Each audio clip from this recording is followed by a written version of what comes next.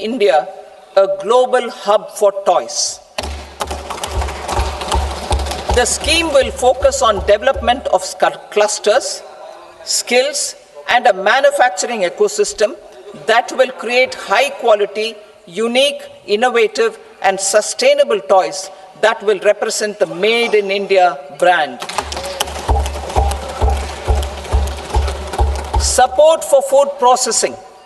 In line with our commitment towards Purvodaya, we will establish a National Institute of Food Technology, Entrepreneurship and Management in Bihar. The institute will provide a strong fillip to food processing activities in the entire eastern region. This will result in 1. Enhanced income for the farmers through value addition to their produce, and 2. Skilling entrepreneurship and employment opportunities for the youth. Manufacturing mission, furthering Make in India. Our government will set up a national manufacturing mission covering small, medium, and large industries for furthering Make in India by providing policy support, execution roadmaps, governance, and monitoring framework for central ministries and states. Details are in Annexure E. Given our commitment to climate-friendly development, the mission will also support clean tech manufacturing. This will aim to improve domestic value addition and build our ecosystem for solar PV cells, EV batteries, motors and controllers, electrolyzers, wind turbines, very high voltage transmission equipment, and grid scale batteries. Investment as the third engine. Now I move to investment as the third engine, which encompasses investing in people, investing in the economy, and investing in innovation. Investing in people. Saksham Anganwadi and Poshan 2.0. Saksham Anganwadi and Poshan 2.0 program provides nutritional support to more than 8 crore children, 1 crore pregnant women and lactating mothers all over the country, and about 20 lakh adolescent girls in aspirational districts and the Northeast region.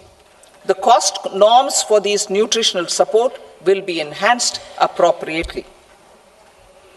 Atal Tinkering Labs. 50,000 Atal Tinkering Labs will be set up in government schools in the next 5 years to cultivate the spirit of curiosity and innovation and foster a scientific temper among young minds. Broadband connectivity to government secondary schools and PHCs. Broadband connectivity will be provided to all government secondary schools and primary health centers in rural areas under the BharatNet project. Bharatiya Bhasha Pustak Scheme.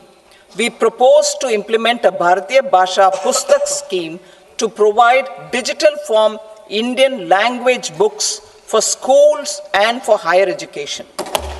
This aims to help students understand their subjects better and in their language. National Centers of Excellence for Skilling.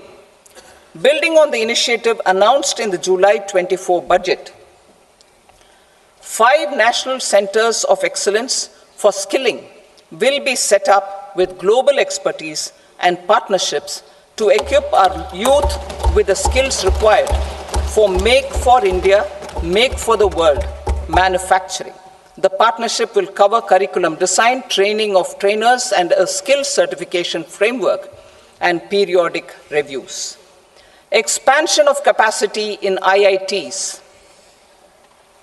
Total number of students in 23 IITs has increased 100% from 65,000 to 1.35 lakh in the past 10 years.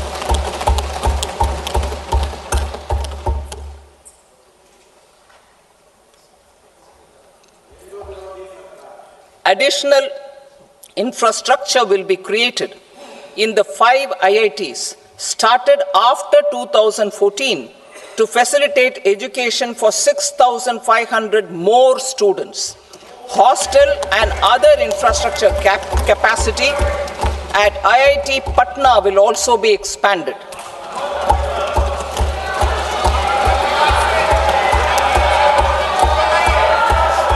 Center of Excellence.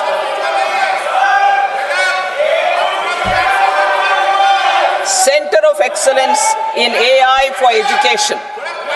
I had announced 3 centers of excellence in artificial intelligence for agriculture, health, and sustainable cities in 2023. Now a center of excellence in artificial intelligence for education will be set up with a total outlay of 500 crores. Expansion of medical education. Our government has added almost 1.1 lakh undergraduate and postgraduate medical education seats in 10 years, an increase of 130%. In the next year, 10,000 additional seats will be added in medical colleges and hospitals towards the goal of adding 75,000 seats in the next 5 years. Daycare cancer centers in all district hospitals. Our government will facilitate setting up of daycare cancer centers in all district hospitals in the next 3 years. 200 centers will be established in 25-26 itself. Strengthening urban livelihoods. Our government has been giving priority to assisting urban poor and vulnerable groups. A scheme for socio-economic upliftment of urban workers will be implemented to help them improve their incomes, have sustainable livelihoods, and a better quality of life. PM Swanidhi scheme has benefited more than 68 lakh street vendors, giving them respite from high-interest informal sector loans.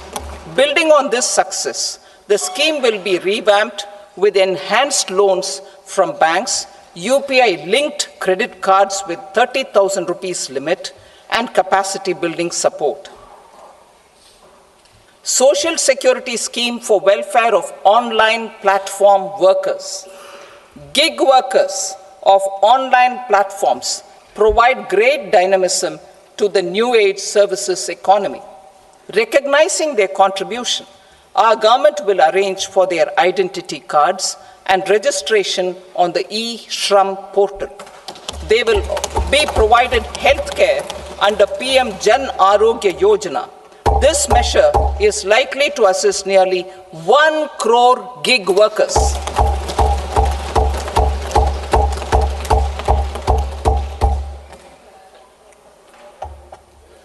Investing in the economy. Public-private partnership in infrastructure. Each infrastructure-related ministry will come up with a 3-year pipeline of projects that can be implemented in PPP mode. States will also be encouraged to do so and can seek support from the India Infrastructure Project Development Fund, which is a scheme to prepare PPP proposals. Support to states for infrastructure. An outlay of 1.5 lakh crore is proposed for the 50-year interest-free loans to states for capital expenditure and incentives for reforms. Building on the success of the first asset monetization plan announced in 2021, the second plan for 2025 to 30 will be launched to plow back capital of 10 lakh crore in new projects. Regulatory and fiscal measures will be fine-tuned to support the plan. Jal Jeevan Mission. Since 2019, 15 crore households representing 80% of India's rural population have been provided access to portable tap water connections. To achieve 100% coverage, I am pleased to announce the extension of this mission until 2028 with an enhanced total outlay. The mission's focus will be on the quality of infrastructure and O&M of rural piped water supply schemes through Jan Bhagidari. A separate MOU or separate MOUs will be signed with the states and union territories to ensure sustainability and citizen-centric water services delivery. Urban sector reforms. Building on the July budget proposals, urban sector reforms related to governance, municipal services, urban land and planning will be incentivized. Urban Challenge Fund. The government will set up an Urban Challenge Fund of 1 lakh crore rupees to implement the proposals for cities as growth hubs, creative redevelopment of cities, and for water and sanitation purposes announced in the July budget. This fund will finance up to 25% of the cost of bankable projects, with a stipulation that at least 50% of the cost is funded from bonds, bank loans, and PPPs. An allocation of 10,000 crore is proposed in 2025-26. Power sector reforms. We will incentivize electricity distribution reforms and augmentation of intra-state transmission capacity by states. This will improve financial health and capacity of electricity companies. Additional borrowing of 0.5% of GSDP will be allowed to states contingent on these reforms. Nuclear energy mission for Vikasit Bharat. Development of at least 100 gigawatt of nuclear energy by 2047 is essential for our energy transition efforts. For an active partnership with the private sector towards this goal, amendments to the Atomic Energy Act and the Civil Liability for Nuclear Damage Act will be taken up. A nuclear energy mission for research and development of small modular reactors with an outlay of 20,000 crore will be set up. At least 5 indigenously developed small modular reactors will be operationalized by 2033. Shipbuilding. The shipbuilding financial assistance policy will be revamped to address cost disadvantages. This will also include credit notes for shipbreaking in Indian yards to promote the circular economy. Large ships above a specified size will be included in the infrastructure harmonized master list. Shipbuilding clusters will be facilitated to increase the range, categories, and capacity of ships. This will include additional infrastructure, facilities, skilling, and technology to develop the entire ecosystem. Maritime Development Fund. For long-term financing for the maritime industry, a Maritime Development Fund with a corpus of 25,000 crore rupees will be set up. This will be for distributed support and promoting competition. This will have up to 49% contribution by the government, and the balance will be mobilized from ports and from private sector. UDAN regional connectivity schemes. UDAN has enabled 1.5 crore middle-class people to meet their aspirations for speedier travel. The scheme has connected 88 ports, airports, and operationalized 619 routes. Inspired by that success, a modified UDAN scheme will be launched to enhance regional connectivity to 120 new destinations and carry 4 crore passengers in the next 10 years. 4 crore additional passengers in the next 10 years. The scheme will also support helipads and smaller airports in hilly, aspirational, and Northeast regional districts. Greenfield airports will be facilitated in Bihar to meet the future needs of the state. These will be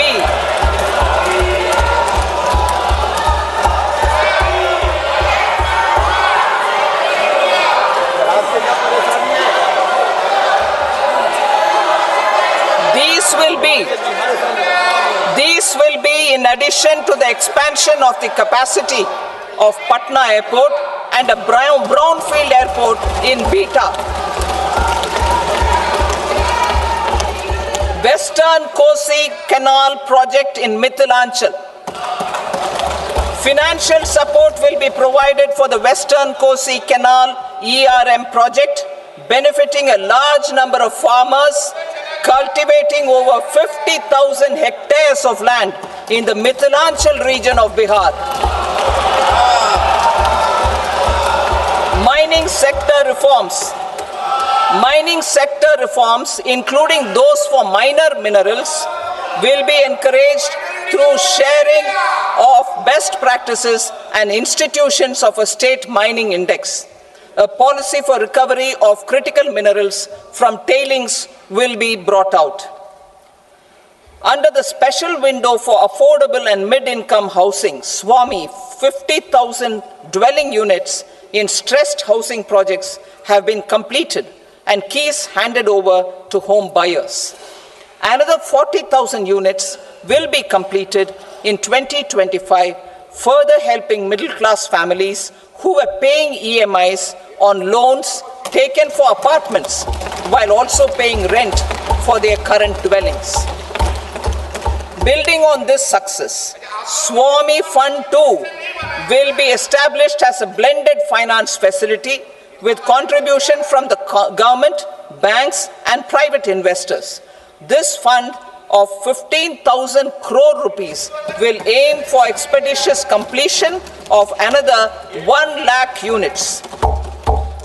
PM Gati Shakti data for private sector.